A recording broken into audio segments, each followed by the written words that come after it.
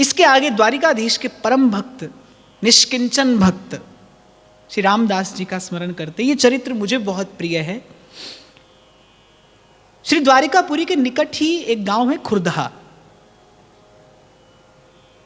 वहां पर एक ब्राह्मण रहते थे, श्री रामदास उनका नाम था। श्री द्वारिकाधीश के अनन्य भक्त।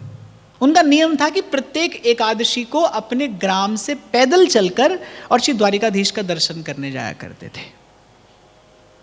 जब वृद्ध हो गए, शरीर अशक्त हो गया, तो एक दिन श्री ठाकुर जी कहे कि देखो, अब तुम्हारा ऐसे परिश्रम करके यहां तक आना हमसे देखा नहीं जाता, तो अब तुम मत आया करो। पर श्री रामदास जी तो नहीं माने। बोले प्रभु, हमारा तो जीवन व्रत है कि प्रत्येक एकादशी को तो आपका दर्शन करने ही आएंगे। अरे श्री ठाकुर जी ने कहा तो कम से कम किसी गाड़ी में बैठकर आया करो। नहीं प्रभु, व्रत है हमारा कि पैदल चलकर ही आपका दर्शन करने आएंगे। श्री ठाकुर जी के न कहने पर भी रामदास जी आते रहे। शरीर और अशक्त होता रहा, दुर्बल होता रहा। एक दिन तो बड़ा तीव्र ज्वर था। उस रोग की अवस्था में बड़ा कष्ट पाते हुए और प्रभु का दर्शन करने पहुंचे। आज तो प्रभु से रहा नहीं गया। प्रभु ने कहा ठीक है, अब अगर अगली एकादशी को आए तो गाड़ी लेकर आना, द्वादशी के दिन हम तुम्हारे संग ही चलेंगे। तुम्हारा ऐसे नित्य प्रति आना हमसे देखा नहीं जाता, अगली बार गाड़ी की व्यवस्था करके लाना, तुम्हारे संग चलेंगे। भोला भक्त घर पहुंचा। अगली एकादशी आई, एक बैलगाड़ी लेकर रामदास जी पहुंच गए। एकादशी का कीर्तन हुआ करता था, रात्रि भर जागरण हुआ और द्वादशी के दिन संध्या के समय प्रभु ने कहा कि आज हमारे निज मंदिर की खिड़की खुली रख देंगे, रात्रि को आना और हमें गाड़ी में बैठाकर लिए चलना। विचार करने की बात है, द्वारिकाधीश का वो भव्य, समस्त वैभवों से युक्त वो मंदिर, क्या मंदिर में केवल अकेले रामदास जी दर्शन करने आते होंगे? एक बार इस घटना का संग संग चिंतन करते हुए हम आगे बढ़ेंगे कि क्या अकेले केवल रामदास जी दर्शन करने आते होंगे? हजारों लाखों भक्त द्वारिकाधीश का दर्शन करते होंगे, पर प्रभु को किसी की परवाह नहीं है। ना वो किसी की ओर देखते हैं, ना वो किसी की ओर निहारते हैं, ना उन्हें किसी की पड़ी है। अभी कुछ देर पहले यही बात मैं आपसे कह रहा था कि भाई उपलब्धि ये है कि राधा वल्लभ लाल की दृष्टि हम पर पड़े। आप और मैं दर्शन करें, अच्छा है, पर उत्तम तो ये है कि श्री ठाकुर जी की दृष्टि भी पड़े, श्री जी भी कभी कृपा भरी दृष्टि से हमारी ओर देखें। और ये तभी संभव है जब आप और मैं, क्योंकि कृपा पात्र वही है जो गुरु के बताए, आचार्यों के बताए मार्ग पर चल रहा है, उनकी आज्ञा में रहता है, उनकी आज्ञा में रहता है। मैं बार बार जब बल देता हूं इस बात पर कि साधक बनना है, साधक बनना है, साधक अर्थात गुरुजनों के अनुशासन में रहना है, आचार्य की आचार संहिता का पालन करना है। क्यों, क्या, कैसे किए बिना हमको कोई अधिकार नहीं है उसमें कुछ भी कम या अधिक कहने और करने का। विचार कर लीजिए कि क्या आप और मैं इस बात के लिए तैयार हैं? क्या हम ज्यों का त्यों आचार्य की आज्ञा का पालन कर सकते हैं? क्या हम गुरुजनों की आज्ञा में रह सकते हैं? यदि रह सकते हैं तो ही इस मार्ग पर पग धरिए, नहीं तो भाई अपने आप को क्यों छलते हो, क्यों समय खराब करते हो, क्यों अपने साथ ऐसा कपट?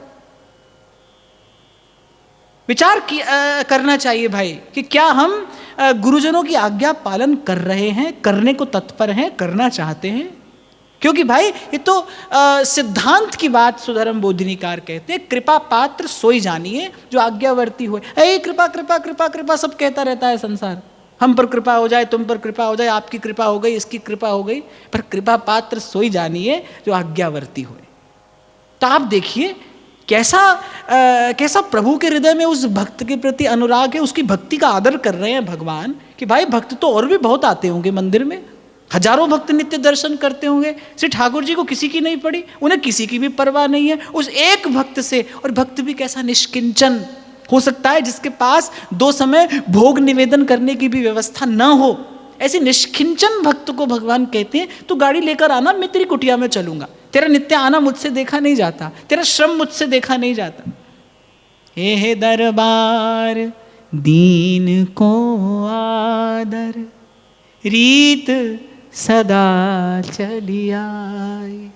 ये बात प्रभु के स्वभाव को भी प्रकट करती है और प्रभु का ये कहना श्री रामदास जी की भक्ति को भी प्रकट करता है कि कैसी गाढ़ी प्रीति होगी श्री रामदास जी के हृदय में प्रभु के चरणों की, कैसा उत्कट अनुराग होगा उनके चरणों में।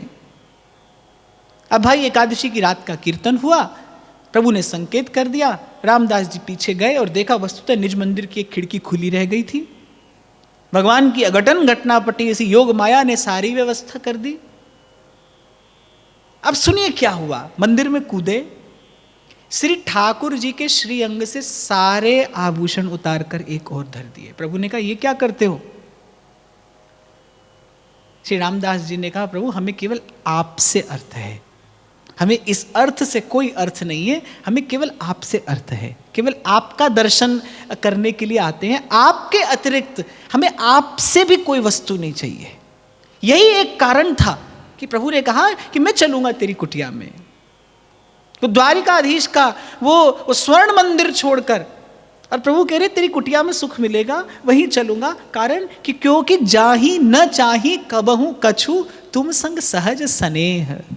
हे प्रभु हमें आपके अतिरिक्त आपसे भी किसी बात की कोई आशा नहीं है, कोई इच्छा नहीं है। इन वस्त्र आभूषणों से, इन अलंकारों से हमारा क्या लेना देना? हमारे यहाँ चल रहे हैं तो प्रभु हमारी रीति से, हमारी भांति से आपको रहना होगा, चलना हो तो चलिए। जब प्रभु ने कहा कि अरे ये क्या करते हो, ये आभूषण क्यों उतार दिए, तो रामदास जी ने कहा कि देखिए प्रभु ये वस्त्र आभूषण चाहिए तो फिर यहीं रहिए, हम ही आते रहेंगे किसी ना किसी प्रकार आपका दर्शन करने। हमारी कुटिया में जाना है तो फिर हमारे साथ संग रहना होगा, हमारी रीति से रहना होगा, और आपके इन सुंदर वस्त्र आभूषणों से हमें कोई अर्थ नहीं है, यूं ही चलिए। प्रभु मन ही मन रीझ गए भक्त की भक्ति पर कि ठीक उचित निर्णय लिया हमने, वस्तुतः यही है हमें अपनी कुटिया में पधराने योग्य। तो लिया प्रभु को, बैलगाड़ी में खूब सी फूस घास लेकर आए थे, उस घास फूस के मध्य में प्रभु का श्री विग्रह छिपा दिया और लेकर अपने गांव को चले। अब अगले दिन जब मंगला आरती के लिए पुजारियों ने मंदिर खोला तो देखा कि श्री ठाकुर जी का विग्रह नहीं है। हाहाकार मच गया पूरी द्वारिका नगरी में, यहां ढूंढा वहां ढूंढा। किसी ने कहा कि अरे वो रामदास तो हर बार पैदल आता था, कल गाड़ी लेकर आया था, हो ना हो ये सब करतूत उसी की है। अब उसी मार्ग पर, उसके ग्राम के मार्ग पर सब पुजारी दौड़े और देखा बैलगाड़ी के निशान हैं। अभी आधे ही रास्ते पहुंचे थे, भोर हुआ ही थी, अभी आधे ही रास्ते पहुंचे थे। श्री ठाकुर जी ने रामदास जी से पहले ही संकेत कर दिया, देखो पुजारी आ रहे हैं, और निकट में एक बावड़ी थी, जल भरा था उसमें, देखो हमारे पुजारी आ रहे हैं, शीघ्रता करो और हमारा ये विग्रह ले जाकर उस बावड़ी में धर दो। अब रामदास जी ने कहा प्रभु आपको क्या पड़ी थी ये सब उठापटक करने की? अरे हम तो प्रेम से आपका दर्शन करने आ ही रहे थे। अरे प्रभु ने कहा हमने तो तुम्हारे कष्ट का विचार किया। रामदास जी ने कहा और अब जो विचार हम कर रहे हैं उसका विचार कौन करेगा? ये सब आपके पुजारी आ रहे हैं, अब क्या गति होगी हमारी ये तो आप ही जाने। रामदास जी गए, श्री विग्रह को उस बावड़ी में पधराया। अब इतने में तो आकर पहुंच गए पुजारी। अब देखा कि वो श्री ठाकुर जी की कटी पर एक पटुका बंधा था, एक वस्त्र बंधा था। उस पटुके के छोर का एक रेशमी जो तंतु था वो घास फूस में पुजारियों को दिखाई पड़ गया। बोले निश्चित रूप से प्रभु का श्री विग्रह यही था। अब तो भाई सब पुजारी लगे श्री रामदास जी को पीटने, बहुत मार लगाई, पीठ पर बड़े घाव हो गए। इतने में प्रभु से रहा नहीं गया और वहीं बावड़ी में से प्रभु बोले, कह रहे मूर्खों उसे क्या पीटते हो, मैं यहाँ पर हूँ और अपनी इच्छा से इसके संग में आया हूँ। द्वारिका उस बावड़ी से श्री द्वारिकाधीश के विग्रह को बाहर निकाला गया और पुजारी क्या देखते हैं कि प्रभु की पीठ पर वो सब घाव हैं और बावड़ी का जो जल है वो रक्तिम हो गया है, रक्त के कारण लाल हो गया है। और रामदास जी तो भाई मंद मंद मुस्कुराते और द्वारिकाधीश की लीला देख रहे हैं कि वस्तुतः हो क्या रहा है। पुजारी जब ले जाने को आतुर हुए श्री विग्रह को पुनः मंदिर में, श्री ठाकुर जी टस से मस नहीं हुए। सब पुजारी उठाने वाले, श्री विग्रह टस से मस नहीं होता। श्री ठाकुर जी ने कहा देखो अब हमने निश्चय कर लिया है कि अब इसी भक्त की कुटिया में जाकर हम रहेंगे, तुम हमारी कोई और मूर्ति वहां पर विराजमान कर लो और अधिक तुम्हारे मन में कुछ प्राप्त करने की इच्छा हो तो हमारे तौल का स्वर्ण इस भक्त से ले लो। रामदास जी ने कहा आपकी तौल का स्वर्ण? अरे हम आपके तौल का अन्न देने के योग्य नहीं है, आप अपने तौल का स्वर्ण देने की बात कर रहे हैं। श्री ठाकुर जी ने कहा कि अरे इन्हें अपनी कुटिया तक लेकर तो जाइए, इतना लंबा मार्ग है, आप अकेले थक जाएंगे। बोले ये सब रक्षक बनकर चलेंगे, आपकी कुटिया तक हमें छोड़ दें, उसके बाद इनकी व्यवस्था हम करेंगे, एक बार लेकर तो चलिए। अब लेकर चल दिए, पहुंचे कुटिया में। ठाकुर जी ने कहा लाओ भाई ले आओ तुला, अब हमारा तुला दान होगा। और ये रामदास जी हमारे तौल का स्वर्ण तुमको दे देंगे। भाई पुजारियों को तो लोभ था कि अरे छोड़ो, विग्रह तो कोई दूसरा पधरा लेंगे, इतना स्वर्ण तो मिलेगा। अब रामदास जी देखे प्रभु की ओर कि हमने तो आपसे पहले ही कहे थे कि हम तो आपके तौल का अन्न भी नहीं दे सकते, हमारे यहाँ तो इतना अन्न भी नहीं रहता है, आप स्वर्ण देने की बात करते हैं। तो द्वारिकाधीश ने कहा देखो हमें बिना आभूषण के लाए हो, तब तुम्हें भी बिना ये आभूषण के रहना चाहिए। रामदास जी ने कहा अरे हमारे पास आभूषण है कहाँ? बोले तुम्हारी पत्नी की नाक में एक छोटी सी बाली है, वो ले आओ। इसीलिए शायद भक्त कहते हैं अगर ये खुश हो जाएं तो कदाई बख्श देते हैं, और नाराज हों तो बादशाही बख्श देते हैं, और अगर अपना बनाते हैं तो सब कुछ लूट लेते हैं। मुस्कुराते हुए प्रभु ने कहा वो जो नाक में बाली है ना छोटी सी, वो ले आओ और तराजू के दूसरे पलड़े पर रख दो। अब एक और द्वारिकाधीश का वो भव्य विग्रह और तराजू के दूसरे पलड़े में वो नाक की बाली, और बाली को रखते ही क्या देखा पुजारियों ने? वो विग्रह वाला पलड़ा ऊपर, बाली वाला पलड़ा नीचे। श्री ठाकुर जी ने पुजारियों से कहा सब मिलकर उठाओ बाली और जाओ। अब पुजारियों ने कहा भाई तुम्हारी बुद्धि मारी गई है। बोले इस कंगाल की झोपड़ी में तुमको मिलेगा क्या? बोले तुम भी यहीं रहो, तुम्हारा ये भक्त भी यहीं रहे, और ये तुम्हारा तुलादान भी तुम ही रखो, और ये बाली भी तुम ही अपने कान या नाक में जहां तुम्हें रुचे वहां पहनना, और हम चले। वहीं प्रभु को छोड़कर चल दिए। पर भक्त की भक्ति की प्रतिष्ठा भगवान ने की। आज भी आयुध छत नाम से प्रभु वहां पर विराजमान है। डाकोर जी में द्वारिकाधीश का सुंदर विग्रह विराजमान है, और वस्तुतः तो द्वारिकाधीश जी वहीं विराजते हैं, प्रकट प्रत्यक्ष रूप में विराजते हैं। आज भी प्रभु को पट्टी बांधी जाती है उस घटना का स्मरण करके, भक्त की भक्ति की प्रतिष्ठा की भगवान। और मुझे ये चरित्र इसलिए अत्यंत प्रिय है कि भाई आखिर क्या है उस भक्त की भक्ति में ऐसा, क्या है उसके पास में ऐसा कि मंदिर छोड़ा। और मैं बार बार विचार करता हूँ, आपसे अभी भी मैंने कहा कितने भक्त दर्शन करने आते होंगे, किसी की परवाह नहीं की प्रभु ने। एक भक्त के लिए सब छोड़कर चल दिए उसके साथ, और उसकी उस कुटिया में जाकर विराजमान होते हैं जहां पर प्रभु को भोग निवेदन करने के लिए हो सकता है 2 समय अमनिया की भी व्यवस्था ना हो। ऐसी कुटिया में जाकर प्रभु विराजमान हुए कि क्या है? कह रघुपति सुन भामिनी बाता, मानहु एक भगति करना था। उमा राम स्वभाव जिन जाना, ताहि भजन तज भावना। और मैं तो आपको एक और बात भी यहाँ पर निवेदन करूँगा कि प्रयास यही करिए कि आपकी भक्ति भावना अछूती रहे प्रपंच के किसी भी भाव से। मैं बार बार आपको बड़ी विनम्रता पूर्वक निवेदन करता हूँ, प्रभु को प्राप्त करने के लिए जो अपेक्षित है, जो आवश्यक है, वो आपके पास है, आपके भीतर है। संसार को पाने के लिए भाई संसार चाहिए, थोड़ा पाना हो थोड़ा चाहिए, घना पाना हो तो बड़ा संसार चाहिए। प्रभु को पाने के लिए केवल प्रेम और प्रीति की आवश्यकता है। प्रीतम प्रीति ही ते पहिए, न तो रूप की, न गुण की, न सुघड़ता की, न चतुराई की, बस प्रीतम प्रीति ही ते पहिए। प्रभु को पाने के लिए केवल और अंतर के इस प्रेम की, इस अनुराग की आवश्यकता है। उन्हें प्राप्त करने के लिए जो चाहिए वो आपके भीतर है, आपके भीतर है। किसी भी वस्तु की बाहर से आवश्यकता नहीं है। ये जो भी करते हैं आप और मैं प्रभु को निवेदन, ये तो जीवन प्रमादमय ना होकर प्रसादमय रहे, केवल इसलिए आचार्यों ने ऐसी व्यवस्था की है। ये जो भगवत सेवा है, ये व्यवस्था इसलिए की गई है ताकि आपका मेरा जीवन प्रसादमय रहे, कालाक्षेप जो है वो सविधि होता रहे, सुंदर रीति से होता रहे, इसलिए। अन्यथा प्रेम के लिए किसी साधन की आवश्यकता नहीं है। प्रेम निरपेक्ष है, प्रेम स्वतंत्र है, सर्वतंत्र स्वतंत्र है, वो किसी पर आश्रित नहीं है, उसे किसी की आवश्यकता नहीं है। चींटी से लेकर युगल सरकार तक सबको प्रेम की आवश्यकता है, प्रेम को किसी की आवश्यकता नहीं, हित को किसी की आवश्यकता नहीं, वो सर्वतंत्र स्वतंत्र है। और इसीलिए बुद्धिमान लोग कहते लव इज गॉड, प्रेम ही ईश्वर है। और प्रेम है तो ईश्वर है भाई, प्रेम ना हो तो फिर कैसा ईश्वर। नेत्रों में प्रेम हो तो सालिग्राम की बटिया में नारायण का दर्शन होता है, और प्रेम का ही यदि अभाव हो तो झपटता है दुर्योधन द्वारिकाधीश को बंधक बनाने के लिए, वो प्रभु को बांधने के लिए दौड़ पड़ता है। प्रेम का ही तो अभाव है। और प्रेम हो तो गोल मटोल पत्थर भी सिल पिल्ले के भगवान हो जाते हैं।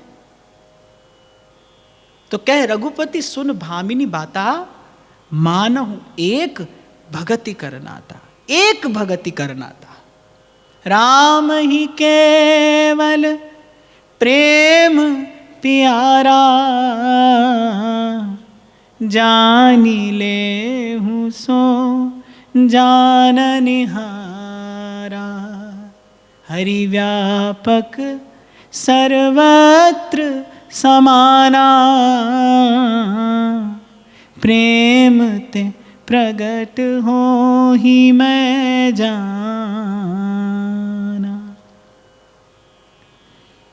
तो जैसे बलि के द्वार पर बंध गए भगवान, बलिबंधन भगवान का नाम पड़ा, ऐसे आयुध छत होकर प्रभु विराजे।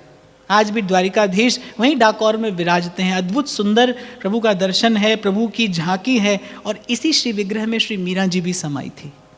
द्वारिकाधीश के इसी स्वरूप में श्री मीरा जी भी समाहित हुई थी। दर्शनीय प्रभु की झांकी है। आगे के छप्पे में श्री नाभा जी कहते हैं,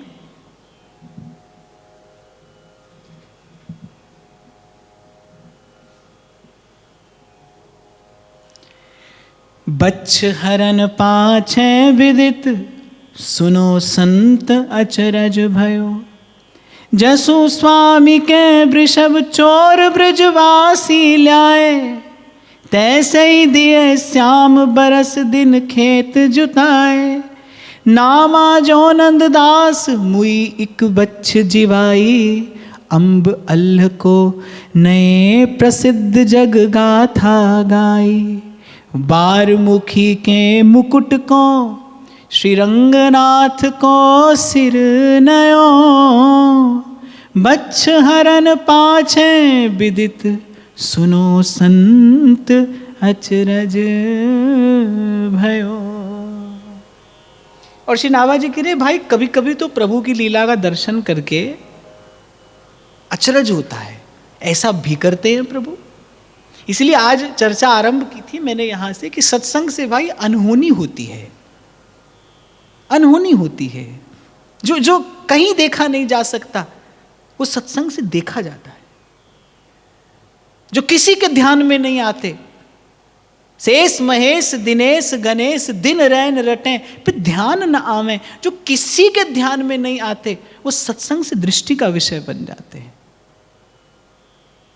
महाप्रभु कह रहे हो, ब्रह्म रुद्र शुक नारद भीष्म मुख्यैरालक्षितो न सहसा पुरुषस्य तस्य। जो ब्रह्मा शंकर शुकदेव भीष्म नारद प्रभृति परम भागवतों के ध्यान में भी सहसा नहीं आते, उनकी दृष्टि का विषय सहसा नहीं बनते। यदि वृंदावन मात्र गोचर हो, वो यहाँ के रसिकों के संग की कृपा से इन नेत्रों से देखे जाते हैं। ये जो श्री महाप्रभु ने कहा है ना गोचर महो, ये बड़ी गंभीर बात महाप्रभु कहते हैं कि भाई केवल अनुभव नहीं होता, उस रस का यहाँ दर्शन भी होता है। इन नेत्रों से जीव अपने सहचरी स्वरूप को प्राप्त करके दर्शन करता है प्रियालाल की उस नित्य लीला का, उस दिव्य लीला का। मन बुद्धि से समझो तो फिर तो अतिशयोक्ति लगती है, कल्पना जल्पना लगती है। पर भाव की भूमि पर अधिष्ठित होकर यदि आचार्य की वाणी का चिंतन करें तो आचार्य की वाणी प्रसाद देती है। प्रसादात्मक वाणी है ना, प्रसाद देती है भाई, ये वृंदावन मात्र गोचर में हो, इस वृंदावन की सीमा में, तो वो दृष्टि का विषय बनता है इन रसिक संतों के संग की कृपा से। तो नाभा जी कह रहे भाई कभी कभी अचरज होता है प्रभु की लीला देखकर कि ऐसा भी प्रभु करते हैं। श्री ठाकुर जी के एक भक्त थे, यहीं ब्रजवास करते थे, जसु स्वामी उनका नाम था। कृषक थे, किसान थे, खेती करते थे, साधु सेवा करते थे, संत भगवंत की सेवा ही उनका जीवन था। एक बार उनके बैल कुछ चोरों ने चुरा लिए। अब श्री ठाकुर जी ने विचार किया भाई इन्हीं से इनका सब साधन सदता है, तो पौ फटने से पहले श्री ठाकुर जी ने उनके बैलों की जगह हष्टपुष्ट बड़े सुंदर बड़े दिव्य बैल लाकर उनके आंगन में बांध दिए। और श्री स्वामी जी को इस घटना की कोई खबर नहीं, उन्हें खबर भी नहीं पड़ी कि ये सब क्या लीला हुई, बांध दिए।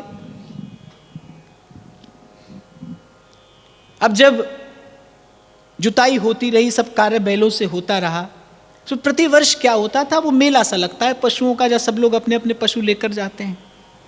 तो वो जो चोर थे वो जब आए तो उन्होंने देखा कि भाई ये बैल तो हम चुरा कर ले गए थे, वैसे ही पर उनसे भी सुंदर दिव्य हष्टपुष्ट बैल हैं यहाँ पर, ये बैल कहाँ से आए। अब चोरों को चिंता हुई कि भाई कहीं बैल ही चलकर यहीं नहीं आ गए हों। चोर वापस अपने गांव में गए, देखा वहाँ भी बैल बंधे हैं, यहाँ पर आए तो देखा यहाँ भी बैल बंधे हैं।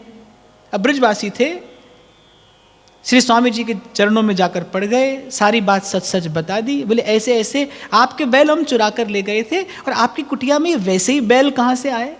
जैसे ही श्री स्वामी जी ने सुना, हाँ गोविंद, हे गोपाल, दीर्घ निश्वास भरकर, और वो तो वहीं भूमि पर बैठ गए कि मेरे कारण प्रभु ने इतना परिश्रम किया। और जब श्री स्वामी जी ने सब बात चोरों से कही कि भाई हमारी संभाल और हमारी देखभाल करने वाले तो हमारे गोपाल जी हैं, हमको तो इस घटना की खबर भी नहीं कि तुम लोग बैल लेकर गए थे। हम तो जहां अपने बैलों को बांधते थे सदा वहीं अपने बैलों को पाए।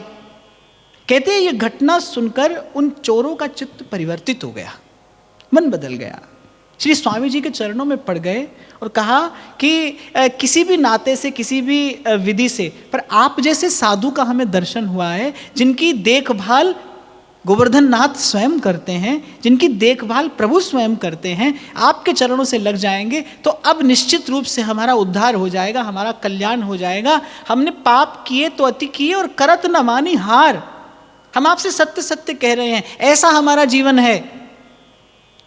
अपनी अपनी करनी देखते हैं तो हृदय कंपित होता है।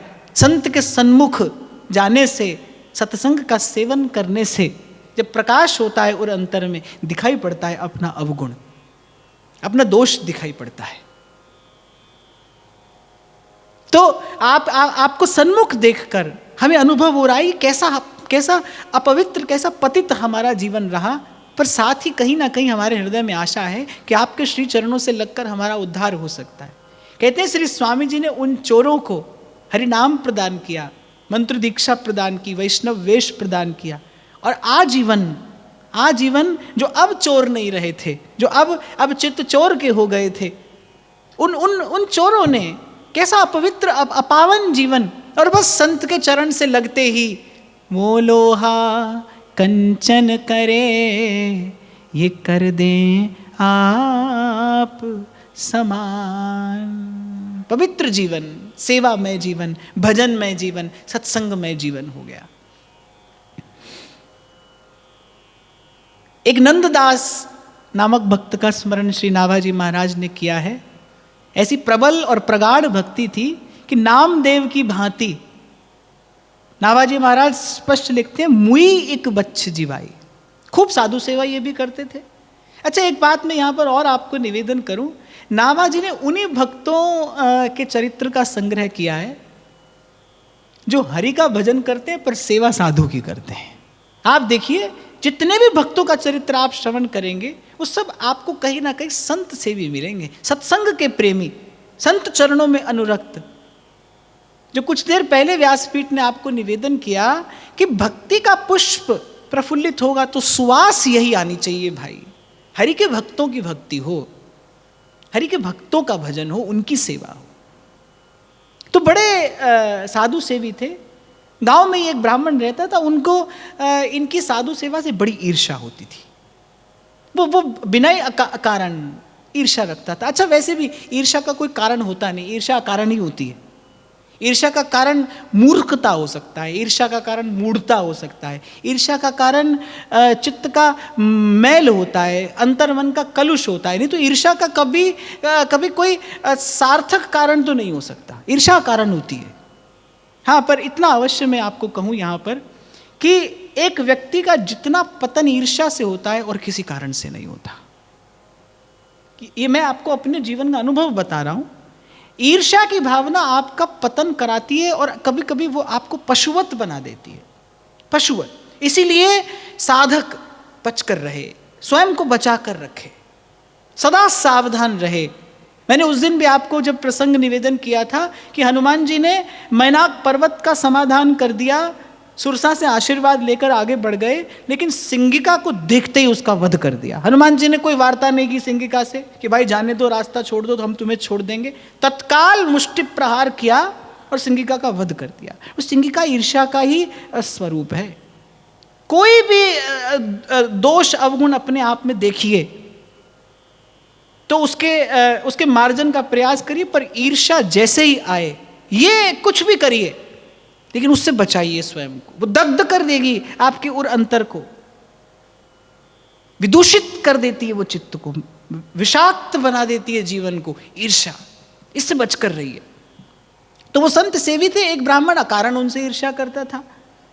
अब जैसा मैंने आपको कहा ना, ईर्ष्या व्यक्ति को पशुवत बना देती है, उसका इतना पतन हो जाता है कि वो मनुष्य कहलाने योग्य नहीं रहता। अब ब्राह्मण है और एक संत सेवी से ईर्ष्या करता है, और उसने ईर्ष्या उसकी इतनी बढ़ी, उसकी वृत्ति इतनी कलुषित, इतनी दूषित हो गई कि एक दिन उसने श्री नंददास जी के खेत में एक मरी हुई गाय की बछिया लाकर डाल दी, और पूरे गांव में ड्योंडी पीट रहा है कि भाई ये बछिया इसके खेत में चल रही थी और इसने इस बछिया को मार दिया। अरे ये तो गौ हत्यारा है, और आप ऐसे लोगों को साधु सेवी कहते हैं। देखो तो सही ये कैसा महात्मा है, खेत में आई एक बछिया को मार दिया। नंददास जी धीरज धरे, प्रभु का स्मरण करते करते खेत में पहुंचे, प्रभु का चरणामृत संग में लाए थे। कृष्ण गोविंद गोविंद गोपाल नंदलाल, कृष्ण गोविंद गोविंद हे गोपाल नंदलाल। हरिनाम का उच्चारण करते करते चरणामृत बछिया के मुख में डाला और बछिया रंभाती हुई खड़ी हो गई। अब होता तो ये, यदि उसकी उक्ति सफल होती तो भाई बड़ा अपयश होता, पर हुआ ये कि जिन्हें पता नहीं था नंददास जी की भक्ति का, उन्हें भी नंददास जी की भक्ति की महिमा प्रकट हो गई। प्रभु ने अपने भक्त का सुयश प्रकट कर दिया। मार्ग कितना भी लंबा हो भाई, मार्ग कितना भी लंबा हो, कठिन हो, कंट का कीर्ण हो, पर हितकर तो सत्य का ही मार्ग है। अंत में विजय उसी की है, अंत में विजय उसी की है। अनुचित को असत्य को अंत में परास्त होना पड़ता है। बड़ा अमूल्य जीवन है भाई, बड़ा अमूल्य जीवन है। एक एक तव श्वास का 3 लोक न दान, इसे विषय विकार में न गंवाइए। ये इस प्रकार विकारों में गंवाने योग्य नहीं है। जिन्होंने महिमा जानी है इस जीवन की, पहचाना है जिन्होंने जीवन के अर्थ को, उन्होंने भाई यही कहा भी है, किया भी है, यही बताया भी है और यही समझाया भी है। रे मन सोया क्या करे, जाग जपो भगवान, एक एक तब श्वास का 3 लोक नहीं दान, 3 लोक नहीं दान। एक क्षण में भक्त ने जिला दी मरी बछिया। अब भाई सारा संसार कह रहा है कि ऐसे सिद्ध भक्त का दर्शन हो रहा है, जो भक्त नहीं थे वो भी भक्त हो गए, जो नहीं जानते थे उनको भी खबर पड़ गई। और ऐसे ही भक्त के मार्ग के कांटे को प्रभु फूल बनाते चलते हैं। इसीलिए मेरे तुलसी बाबा तो कहते हैं, अरे जो तो एक कांटा बोए वाए बोए तू फूल, तो एक फूल को फूल है वाको है त्रिशूल। और एक और बात यहाँ पर कहकर मैं वाणी को विराम दूं कि जितना संतों की कृपा से प्रभु के स्वभाव से बहुत थोड़ा सा राई के दाने जितना परिचय हुआ है, प्रभु का स्वभाव है भाई, सुख मानत सेवक सेवकाई और सेवक बैर बैर अधिकाई। प्रभु कहते हैं हमारे भक्त का बैरी तो हमारा बैरी है। और मुझे नहीं लगता भाई कि प्रभु से बैर करने वाले को तीनों लोकों में, त्रिलोकी में कई ठौर मिल सकती है, ठिकाना मिल सकता है। ये बात भयभीत करने के लिए नहीं कही जा रही, सावधान करने के लिए कही जा रही। भूल से भी हरिदासन सो गर्व न करिए, इन अपराध परम पद हूं ते उतर नरक में परिए। प्रभु ने जय विजय को 3 बार इस संसार में पुनः जन्म लेने को बाध्य किया। यद्यपि वो प्रभु की लीला ही है, अन्यथा इसके अतिरिक्त और कुछ नहीं, लेकिन केवल इस सिद्धांत की प्रतिष्ठा के लिए कि हमारे भक्त का अपराधी परम पद से भी उसका पतन हो सकता है। संत कह रहे हैं भाई, इन अपराध परम पद हूं ते उतर नरक में परिए। कभी धन के मद में, कभी यौवन के मद में, कभी बुद्धि और विद्या के मद में प्रमादी हो जाता है जीव, और संत चेताते हैं। इसलिए मैंने कहा कि भाई आपको भयभीत करने के लिए नहीं कह रहा हूं, संत कह रहे हैं इन अपराध परम पद हूं ते उतर नरक में परिए, और हाथी घोड़ा चढ़ मेरे भैया भव सागर नहीं तरिए, हरिदासन सो गर्व ना करिए। ध्रुवदास जी एक बार नहीं बार बार कहे हैं, और सकल अगमुचन को नाम उपाय है नीक, भक्त द्रोह को जतन नहीं होत वज्र की लीक। बोले भक्त का अपराध किया है तो बोले उससे त्राण पाने का फिर कोई युक्ति नहीं है, कोई उपाय नहीं है। और होता यही है भाई, प्रकृति अपना कार्य करती है और जीव भगवत विमुख हो जाता है। इसीलिए ध्रुवदास जी कह रहे इनके अपराधन सो डरपत रहिए, यही डरहि डरप हरिवंश हित। और भाई वैसे भी संत और भगवंत तो प्रेम करने के लिए हैं, लाड लड़ाने के लिए हैं, दुलराने के लिए हैं। स्नेह से उनके चरणों का अभिषेक करिए, चरण रज मस्तक पर धारण करिए, इसी को श्रेष्ठ मानव जीवन कहते हैं। आज का भाव यही प्रभु के चरणों में निवेदन करते हुए, संत चरणों में प्रणाम करते हुए आप सबके हृदयस्थ प्रेम प्रभु को प्रणाम।